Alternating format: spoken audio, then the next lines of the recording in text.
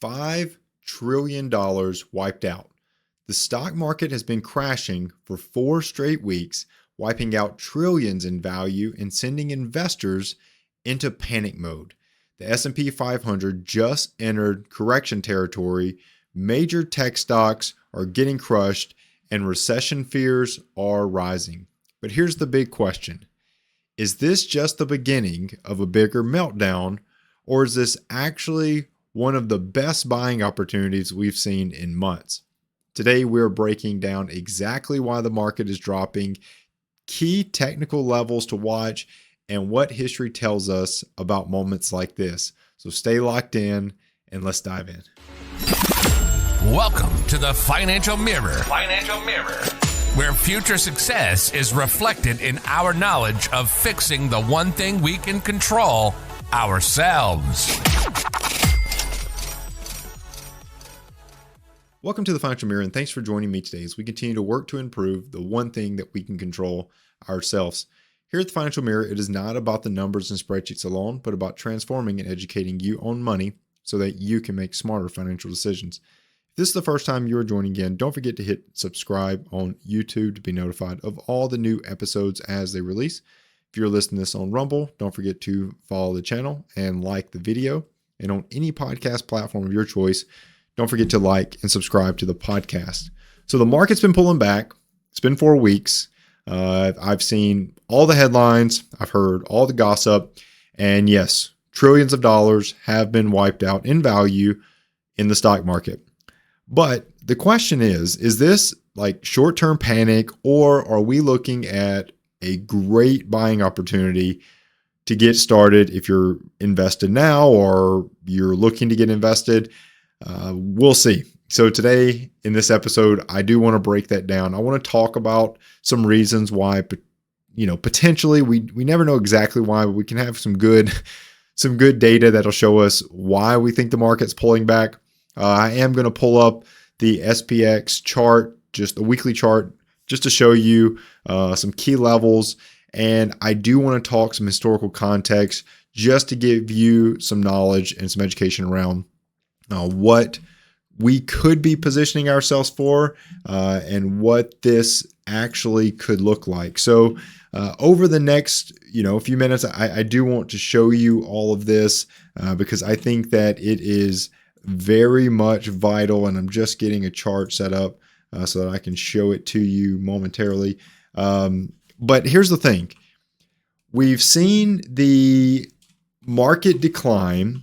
S&P is down right now, roughly around year to date negative 4.13%. That's as of right now, and you can see this is off of Yahoo Finance.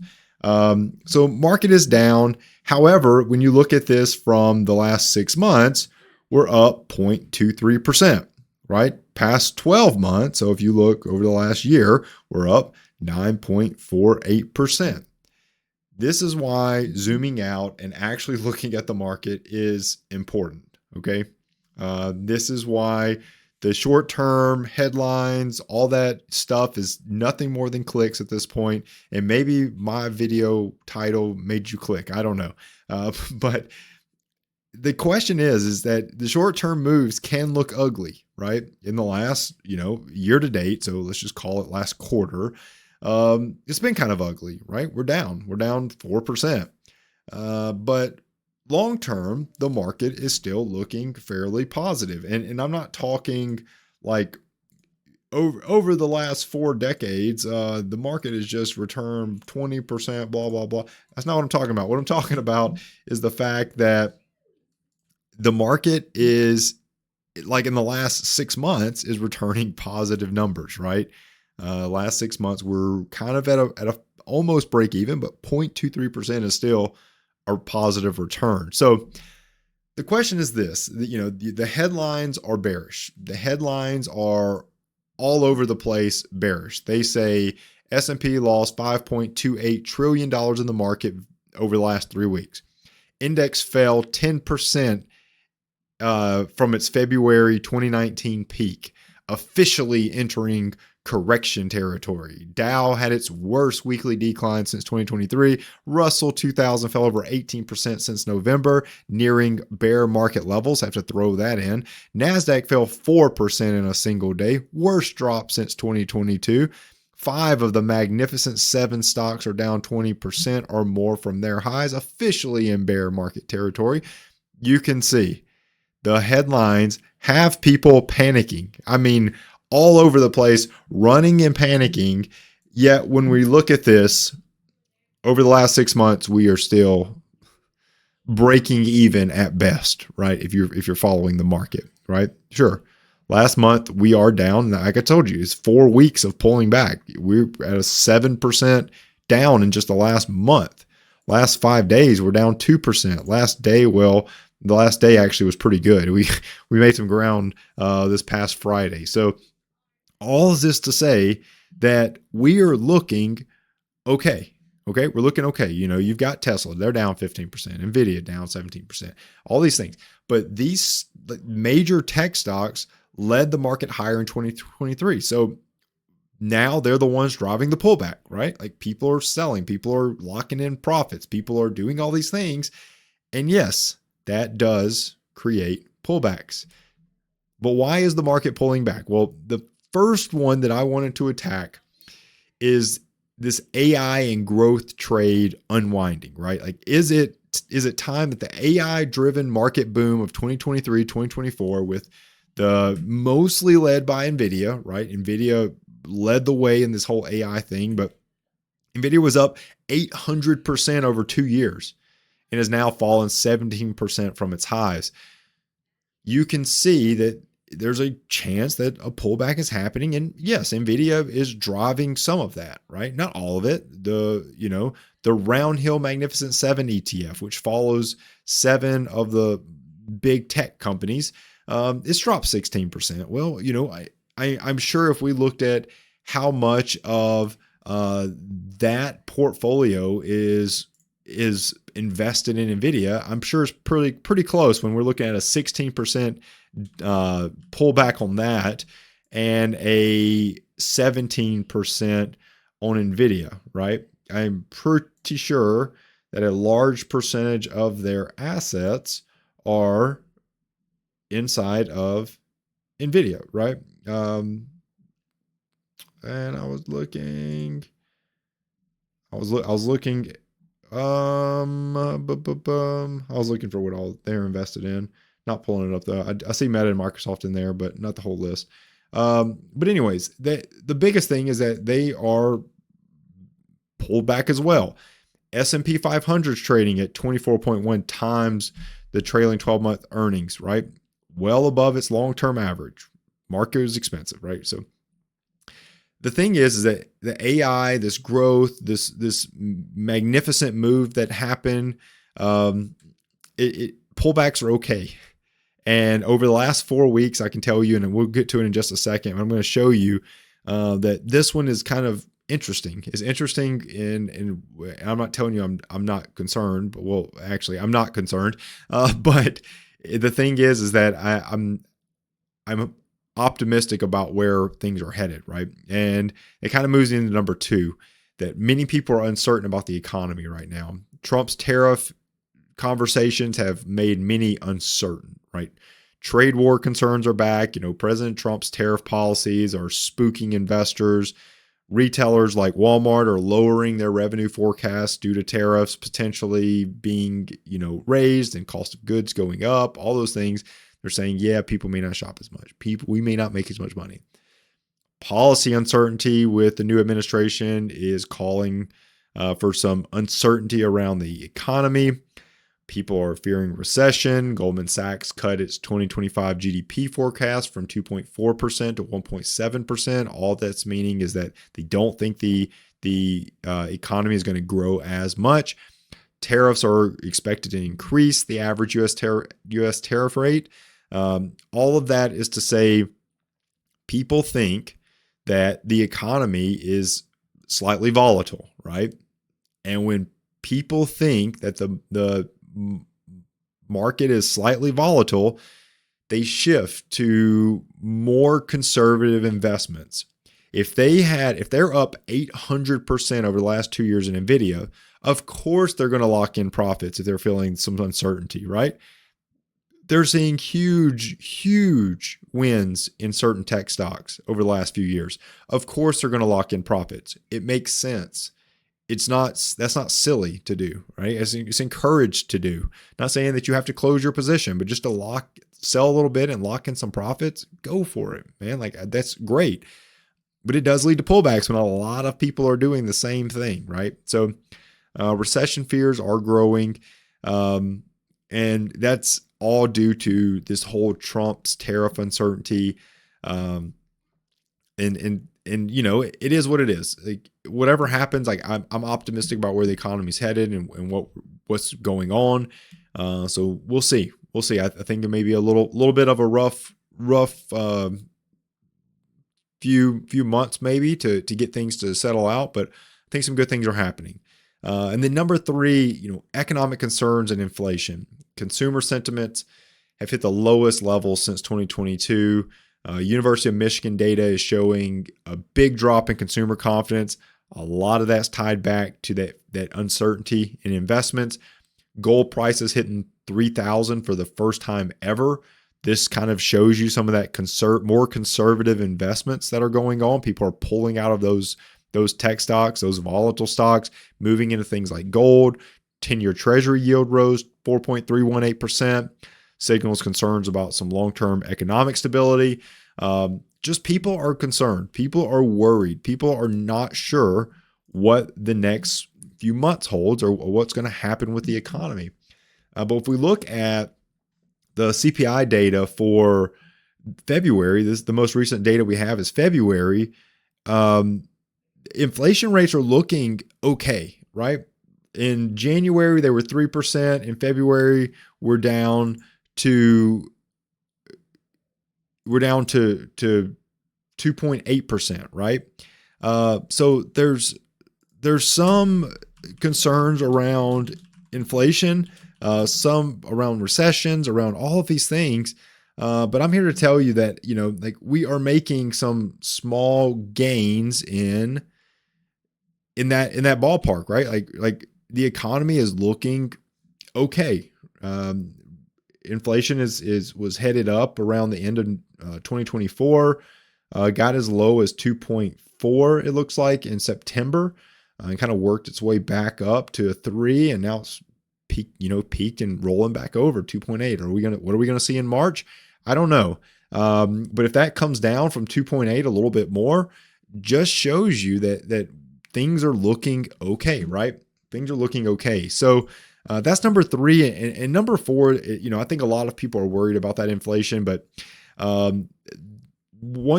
few things that we can look for here is to watch that data, watch what comes out with the Fed's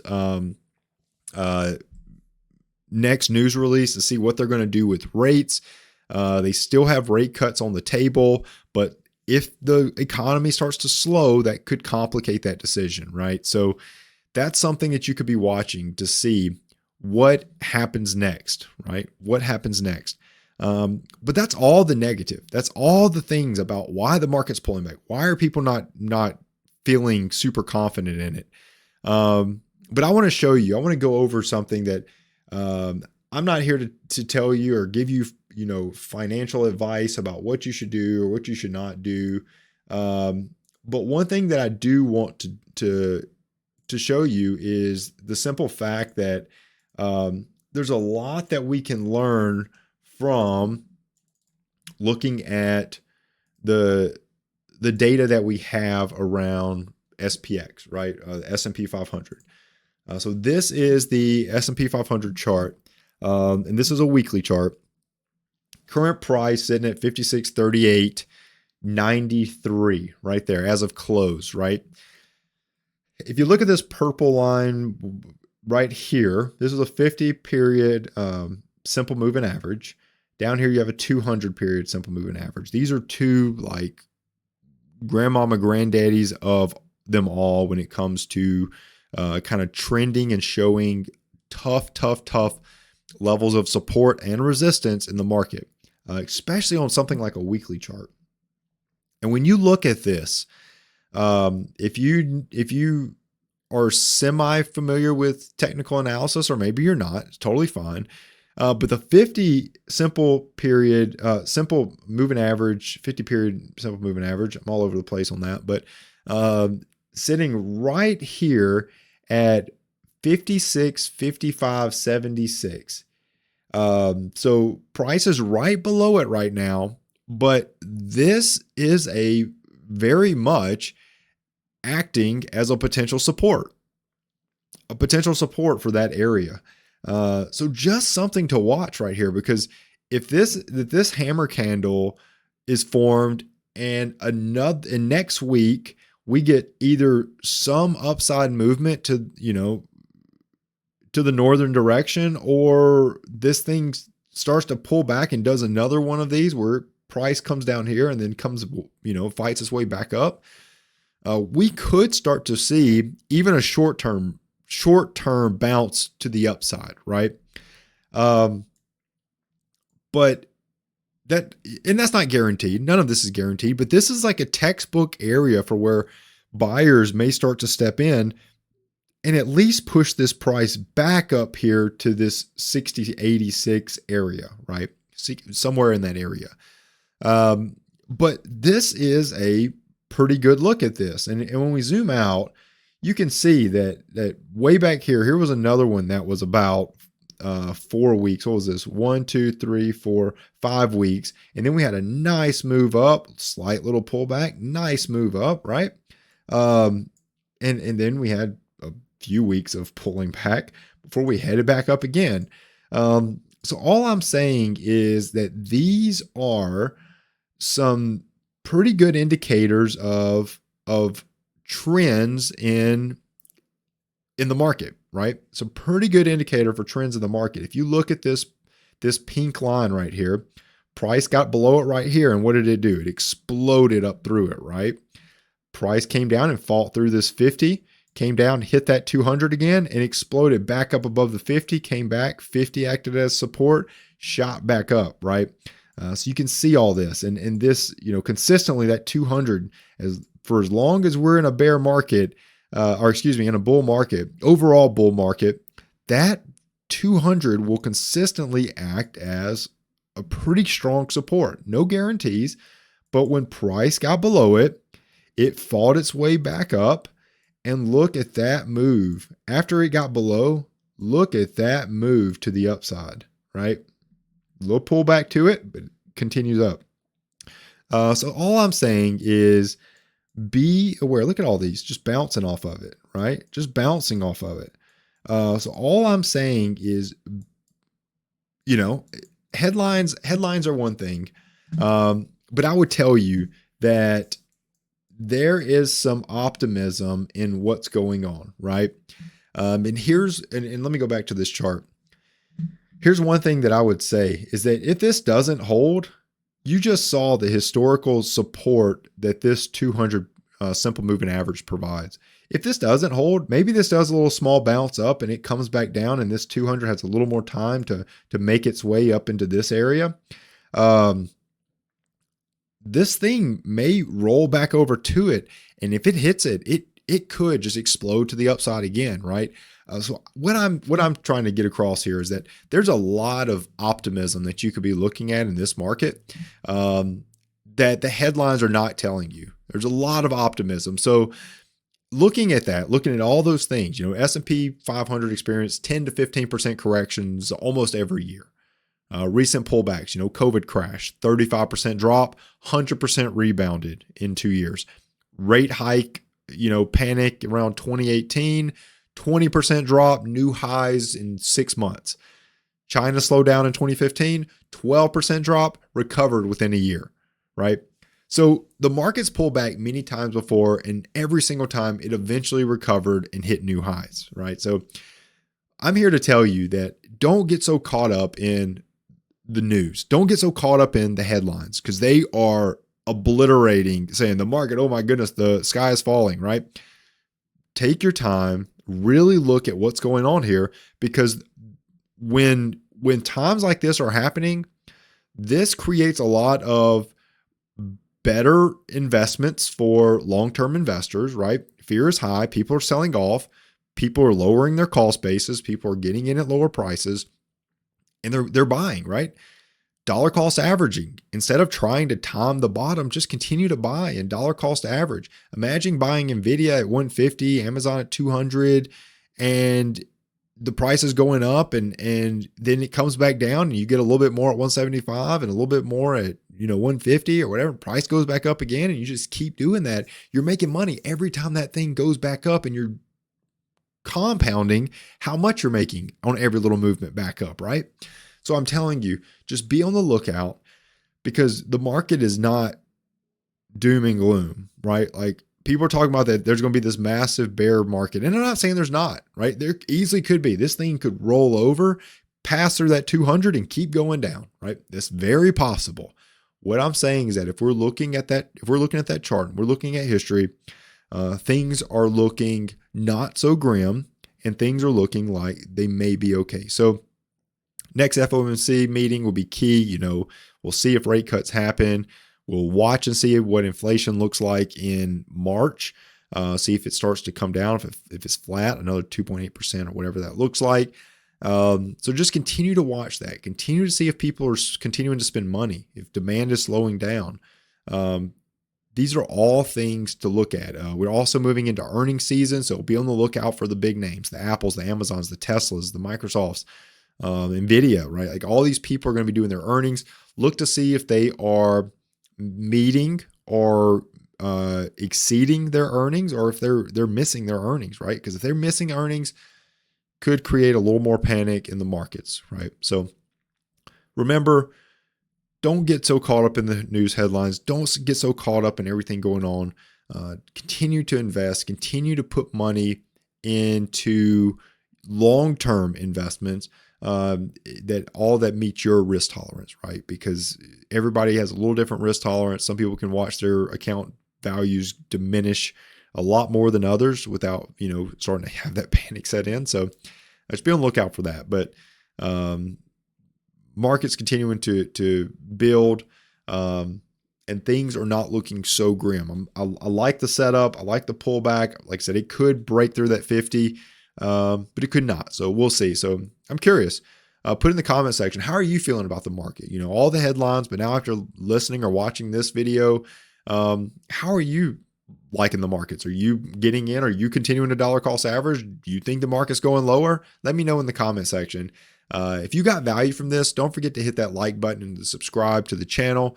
And I will continue to make episodes. I try to keep them relevant with what's going on, or through either conversations that I have with people, or through things that people ask for, right? So look forward to continuing to learn and grow together, and just build a community of people who just want to master this thing called personal finance. So thank you so much for tuning in. I hope you enjoyed the episode. Till next week, continue improving the one thing you can control, yourself. Peace. Well, that wraps up today's Financial Mirror. Join us next week as we continue to work on ourselves, change our mentality, and to commit to achieving the success we always envisioned. Regardless of your platform, help us grow as a community. Please like, subscribe, and share with the people in your lives.